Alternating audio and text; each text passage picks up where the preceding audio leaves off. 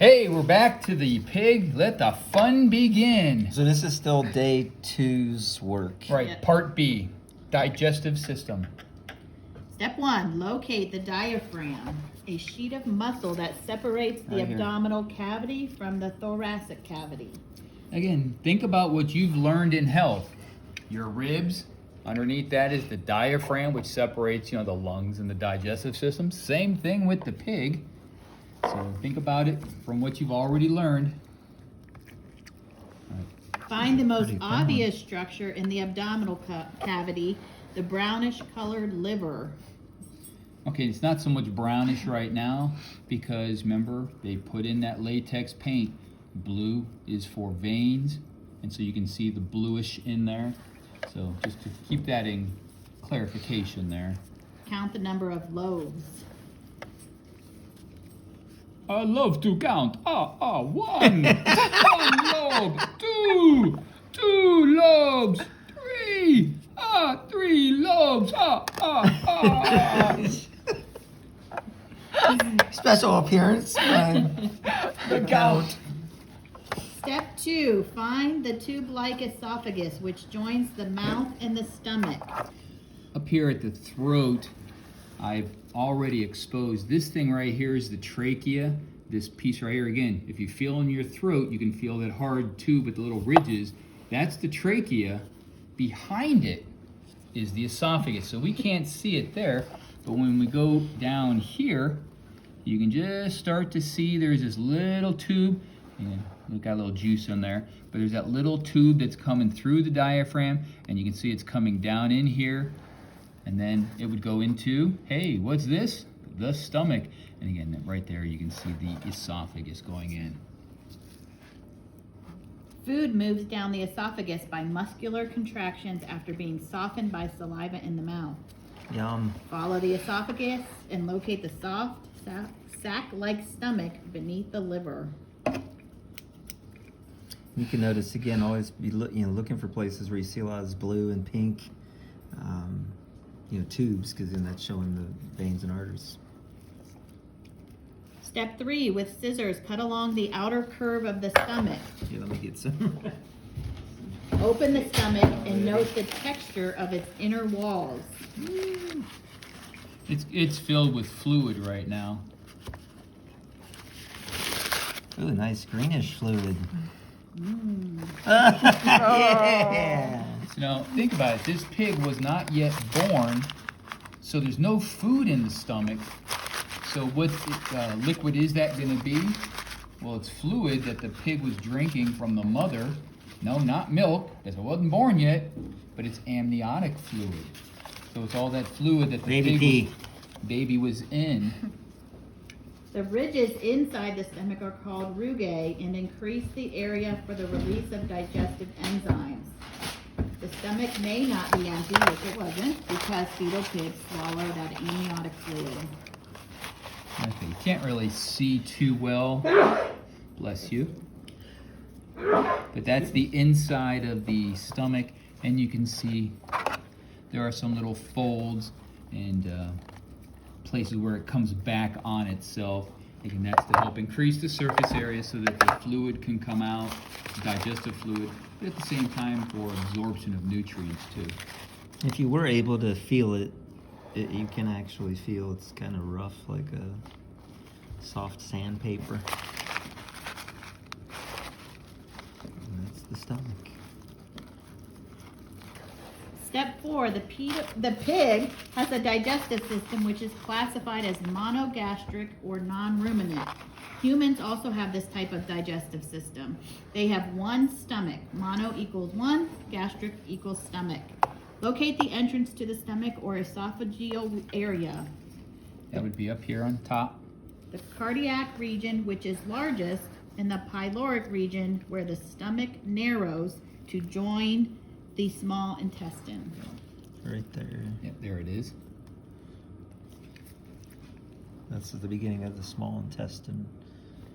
So from the stomach into the small intestine. Step 5, at the end of the stomach there is a sphincter or ring-shaped muscle to control food leaving the stomach and entering the duodenum. Locate the cardiac sphincter at the junction of the stomach and esophagus. Back up here. So this would be on the other end. It's another sphincter muscle. Sphincter muscles are just muscles that are going in, open and closed like a little ring. That's all it is. We have like 50 something in our body. Though the famous one we're not going to talk about. The anal sphincter. Right. But you can actually feel the sphincters because they're hard. You know, it's a set of muscles that open and close. Of course, it's going to be Right hard. there between his fingers. Right there, yeah. And you guys would be able to feel it again if you were here. And that's one of my favorite words to say. Sphincter. Fetal pigs receive their nourishment from their mother through the umbilical cord. Yep. Already previously talked about. Step 6. Identify the first part of the small intestine, the U-shaped duodenum, which connects to the lower end of the stomach. Get that thing in here. You can see that right there. Pancreatic juice made by the pancreas and bile made by the liver are stored in the gallbladder. All right. Let's see if we can find the gallbladder. It's going to be a small There little it is. sac. You got it? Yeah. So right here is the gallbladder. It's a little, I think it looks like a grape embedded in the bottom of, and here's the liver. That's the gallbladder. And she had mentioned the pancreas. Pancreas. That's this grainy looking yellow organ. Chunky thing. Chunky. Yeah. So again, this is the duodenum. Pancreas. Pancreas. And the gallbladder. Gallbladder. Step 7. Study the rest of the small intestine. Notice that it is a coiled, narrow tube held together by tissue called mesentery. This is the mesentery right here. It's that sort of see-through, thin, all it's doing is holding the intestines in place. It's a plastic bag. We don't really Sort of, want not that stuff. plastic, but No, we don't want the intestines flopping around. And so you can see I just tore it, and just the mesentery holds it all together. The soupy, partly digested food that enters the small intestine from the stomach is called chyme. it'd be that lovely stuff.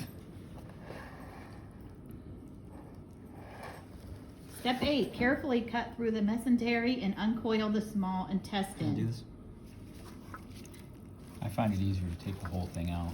Cut right there. Here. Okay. You just cut the lower part of the duodenum there. And I'm just gonna pull and take pretty much the whole digestive system out. And here you can see that mesentery. And you see how it's a real thin tissue that just pulls. See, this is where the fun begins in class, is because It's I a have- student favorite. pull out the intestines and then uncoil it and then record how long they are up on the board.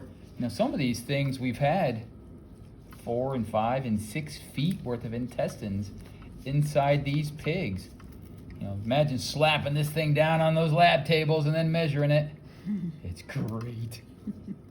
No, it's not jump rope. And you can see here just that mesentery holding it together, all coiled up. And as I break the mesentery, it just keeps getting, longer and longer and longer. I'm not going to pull it all apart. The midsection is called the jejunum, while the last section is called the ileum.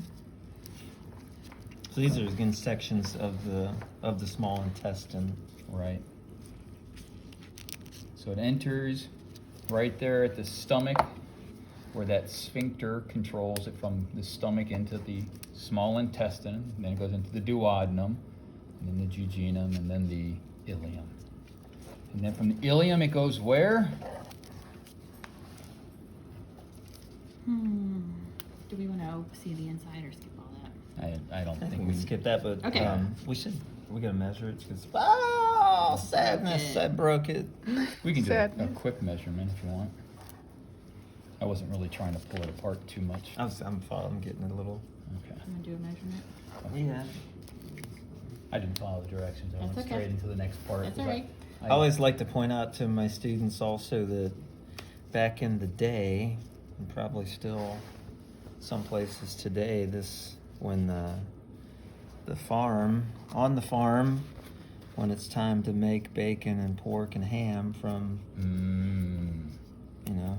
Porky out in the farmyard, they take this intestine and basically do what we're doing and squeeze everything out of it, and then this small intestine would be used as the casing for sausage.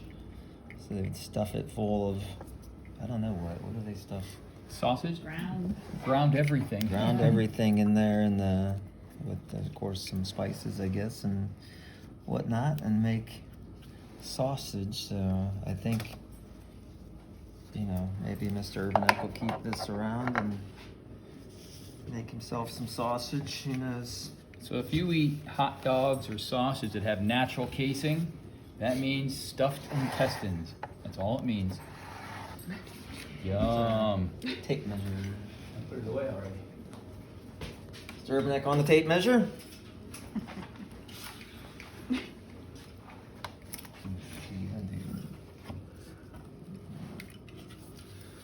So that section we've got 77 times 2. It's about 160. And we got another Not for Madison. 35, so 195 plus 10. Sorted. Another Sorted. 25. 215, 225, so I don't know, let's say about 230 centimeters worth of small intestine. So if you stretched it all out, that would be taller than me, maybe about where my hand is, something like that. Okay, we're gonna skip down to step 11. Follow the small intestine until it reaches the wider looped large intestine. Cut the mesentery and unwind the large intestine or I don't colon. typically do that. So I don't worry about so that I'm one. Okay. gonna skip the part of opening up the large intestine because it's still all coiled up together and it's a pain. At the junction of the large and small intestine, there was a blind pouch called the caseum. The caseum has no known function in the pig. I might have it here. I think that would be it. Right? That's the Or is that the part that goes down? yeah, No. that's the descending. It's in here part. somewhere, but I was a little too aggressive when I removed it. Actually, I think you're right. I think that is the cecum right there, because I think Okay. that was attached Okay. to right there. And yes, you know what that is coming out. And then you can see right there, it goes all the way through, down, in. And Step once you go- 13, notice that the large intestine leads into the rectum, a tube that runs posteriorly along the dorsal body wall. right there. The rectum carries waste to the opening called the anus, where they are eliminated. And that's where the infamous anal sphincter is. There you go. So if you follow that down through, the rectum eventually leads to the anus. Step 14, locate the thin white pancreas beneath the stomach and duodenum. Pancreatic juice flows through pancreatic ducts to the duodenum. And that would be, here's the duodenum here, and the pancreas would be connecting, and I don't see, I guess, tubes. There you go. Little tube right there. In 15, between the lobes of the liver, find the small greenish brown gallbladder.